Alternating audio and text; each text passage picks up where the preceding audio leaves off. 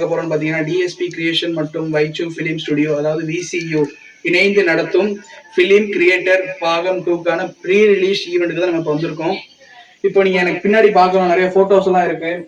இந்த போட்டோஸ் எல்லாம் இந்த ஷூட்டிங்ல நிறைய ஹார்ட் ஒர்க் பண்ணியிருக்காங்க.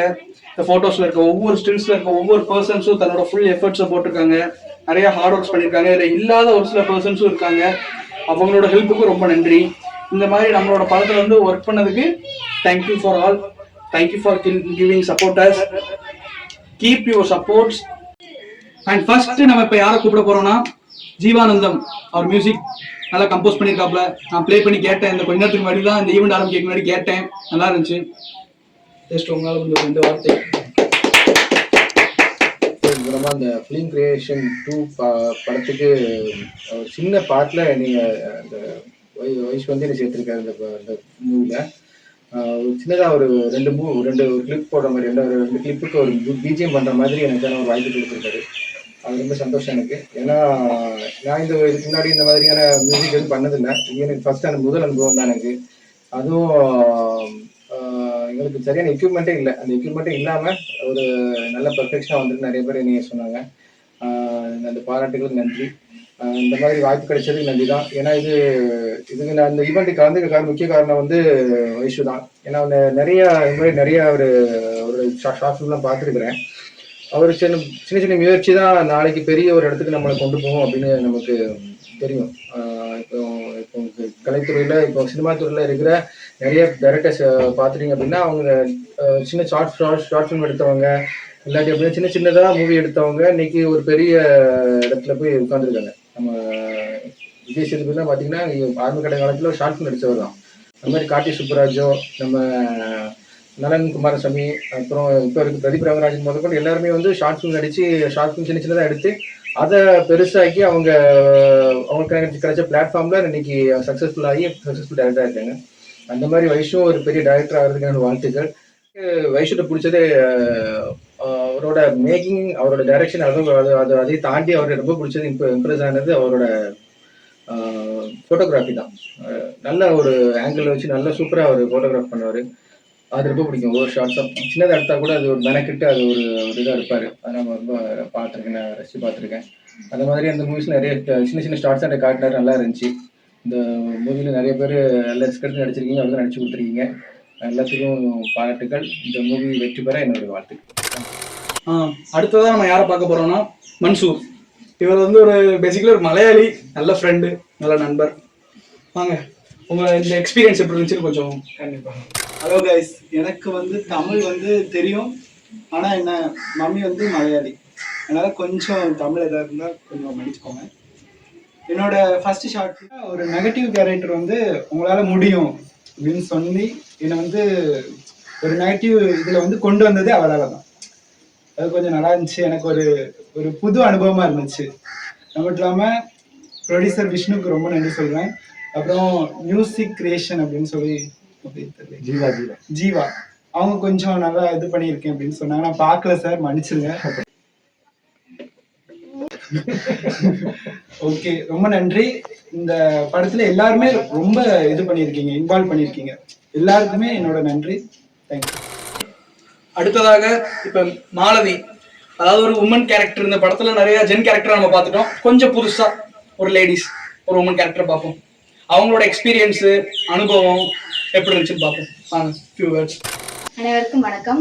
என் பேர் வந்து மாலதி. இந்த ஷார்ட் ஃபிலிம் பண்ணுறது வந்து ஃபஸ்ட் டைம். ஷார்ட் ஃபிலிம் நான் ஃபிலிமே பார்த்ததில்ல, மூவி மட்டும்தான் பார்த்துருக்கேன். ஷார்ட் ஃபிலிம் எதுவுமே பார்க்க மாட்டேன். எங்கள் காலேஜில் வந்து நிறையா ஷார்ட் ஃபிலிம் பண்ணி அது பெரிய பெரிய லெவலுக்கு போனோம். அதில் வந்து அப்போ தான் ஷார்ட் ஃபிலிம்னாலே என்ன அப்படின்னு தெரியும்.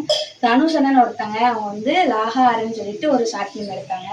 அதை போட்டு காட்டினாங்க. அதுக்கப்புறம் நல்லா இருந்துச்சு. அந்த மாதிரி ஷார்ட் ஃபிலிமில் பார்க்க ஆரம்பிச்சேன். அனுபவ வைஷ்ணவ் அப்படின்னு சொல்லிட்டு ஒரு தம்பி வந்தாங்க. அவங்களும் நிறைய ஷார்ட் ஃபிலிம் பண்ணியிருக்காங்க அப்படிங்கிறது தெரிய வந்துச்சு. அவங்க வந்து இப்போ புதுசாக ஒரு ஷார்ட் ஃபிலிம் பண்ணிட்டு இருக்காங்க அப்படிங்கிறது தெரிஞ்சிச்சு. அதில் வந்து நல்லா இருக்கும். அவங்க வந்து நாங்கள் என்எஸ்எஸ்ல இருக்கிறதுனால அவங்க தெரிஞ்சாங்க. அவங்ககிட்ட பேசினேன். அப்பவும் சொன்னாங்க, உங்களுக்கு ஒரு சிஸ்டர் ரோல் இருக்குக்கா, அதை பண்ணுங்க அப்படின்னு சொன்னாங்க. எனக்கு ஃபஸ்ட்டு நமக்கு யாருக்குமே நடிக்க தெரியாது தானே. அப்போ அவங்க சொல்லும்போது கொஞ்சம் ஒரு மாதிரி பயமாக இருந்துச்சு. சரி நம்மளும் பண்ணி பார்ப்போம் எப்படி இருக்கும்னு சொல்லிட்டு அப்படின்னு சொல்லிட்டு ஆசையாக இருந்துச்சு. அடுத்து அவங்க அந்த கதையெல்லாம் சொல்லும்போது நல்லா இருந்துச்சு, நம்ம பண்ணுவோம் அப்படின்னு சொல்லிட்டு இருந்தேன். அடுத்து சிஸ்டர் ரோல் வந்து சிஸ்டர்னால எப்படி இருக்கும் இந்த பாசம் மலர் அந்த மாதிரி அதெல்லாம் எதுவும் இல்லாமல் நல்லா ஒரு போல்டான ஒரு ரோலாக கொடுத்துருந்தாங்க. ரொம்ப நல்லா இருந்துச்சு. அது கூட ஒர்க் பண்ண எல்லாருமே நல்லா ஃப்ரெண்ட்லியாக பேசினாங்க, நல்லா இருந்துச்சு, எல்லாமே நல்லா இருந்துச்சு. அதுக்கப்புறம் மியூசிக் டைரக்டர் அந்த அண்ணன் நல்லா பண்ணி தந்தாங்க. இது மட்டும் இல்லாமல் எனக்கு வாய்ப்பு கிடைச்சிருக்குங்கிறது பெரிய விஷயம். இந்த அளவுக்கு ஒரு பெரிய லெவலுக்கு இந்த அளவுக்கு வருவேன்னு சொல்லிட்டு நான் கண்டிப்பாக எதிர்பார்க்கல. இது வாய்ப்பு கொடுத்த வைஷ்ணவ் அவங்களுக்கு ரொம்ப தேங்க்ஸ். இதெல்லாம் யாருன்னா நம்ம விக்னேஷ் அண்ணன். அவர் வந்து கொஞ்சம் வில்லன் கேரக்டர் பண்ணியிருக்காருன்னு இப்போ காலைல வந்து கேள்விப்பட்டேன். ஆனால் அவர் சினிமாவில் மட்டும் தான் வில்லனாக இருக்க வாய்ப்பு இருக்கு. ஏன்னா நேரில் இஸ் ரியலி குட் பர்சன். நான் காலைல பார்த்தேன் அவரை. அவர் பண்ற வேலை ஒன்றும் வில்லன் மாதிரியே இல்லை, ஆனால் வில்லன் ஆக்டிங் பண்ணியிருக்காரு. அதான் ஒரு ஆக்டிங், ஒரு டேலண்ட். தன்னோட ரியலான பர்சனாலிட்டியை மறைச்சிட்டு அங்க வேற ஒரு முகத்தை காட்டி நடிக்கிறது வந்து ரியலி தட்ஸ் a talent.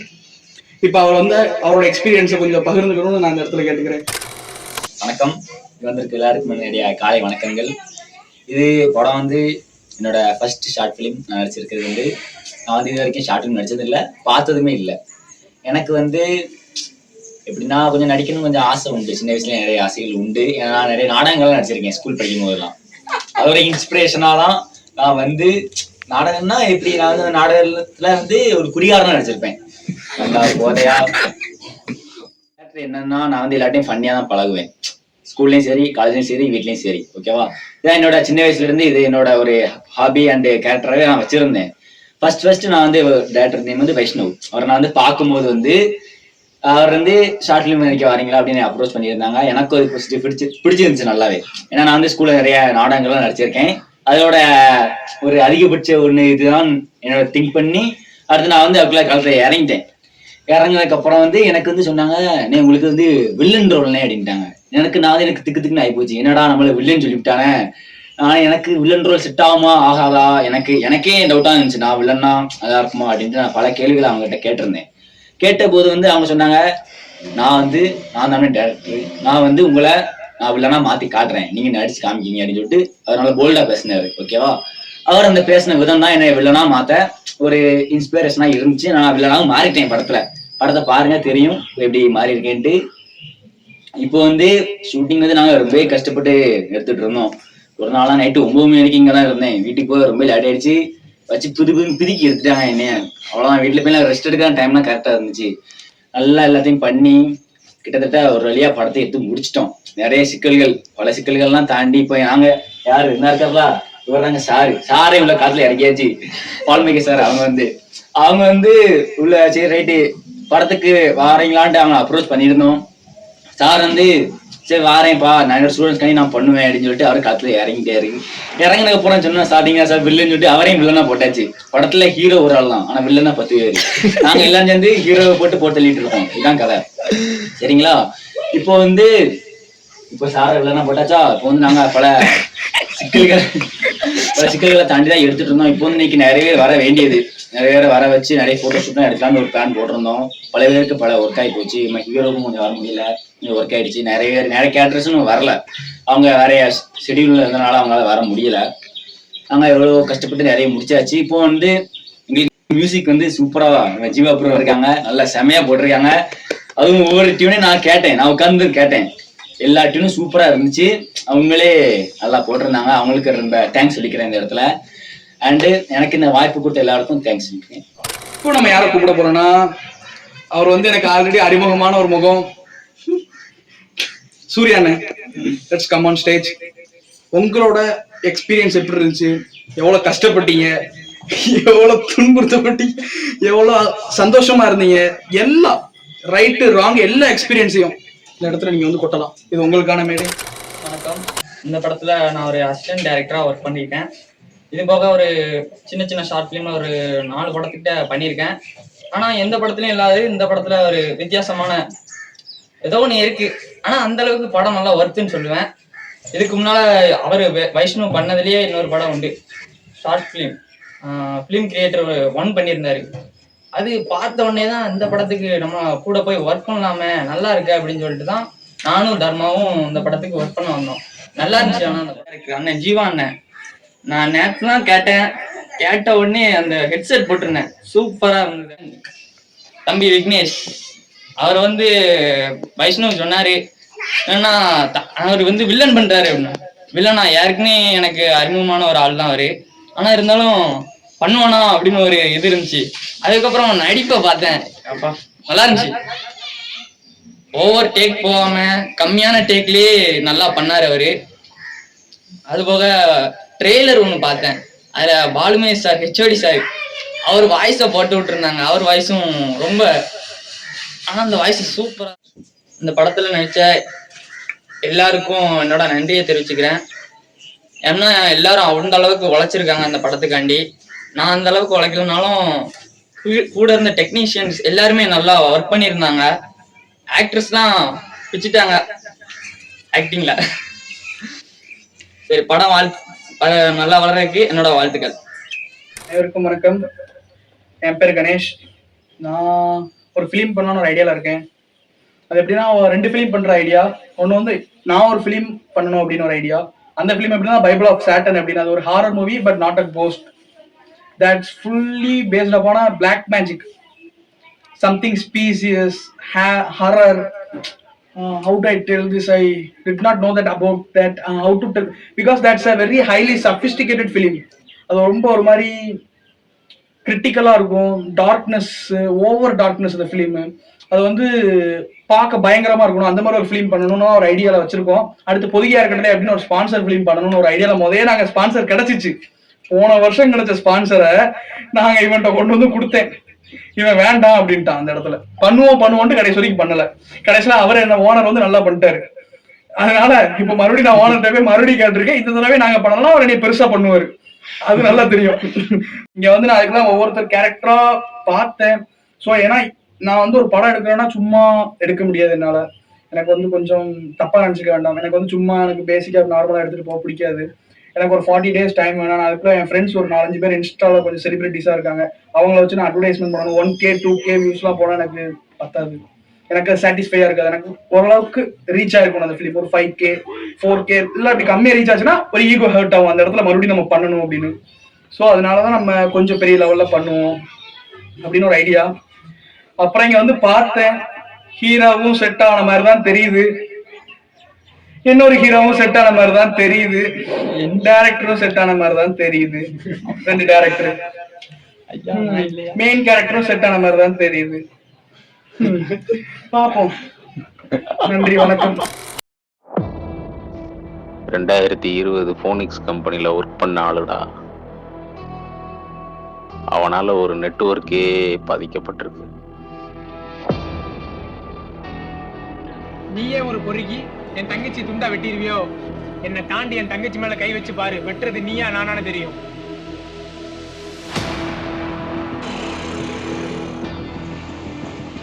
உன் பகைய யார்கிட்ட வேணாலும் வச்சுக்க, அஸ்வின் வேலுச்சாமி கூட வச்சுக்காத. எங்கடா வச்சிருக்கேன் தங்கச்சியா?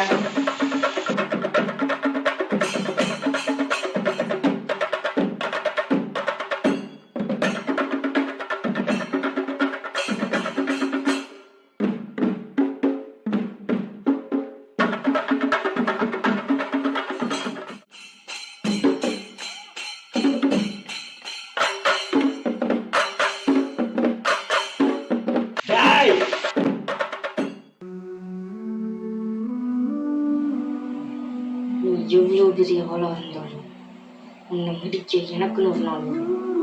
உனக்கு முடிக்காம விட மாட்டேன்.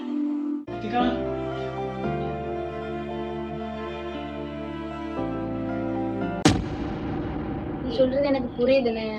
ஆனா எனக்காக ஒண்ணு மட்டும் பண்ணணும். இனிமே இந்த வெட்டு குத்து அடிதடின்னு எதுவும் போக மாட்டேன்னு எனக்கு ஒரு சத்தியம் பண்ணி கொடுங்க. எங்கடா இருக்க? நான் அடிச்சடியில நீ சாகலையா?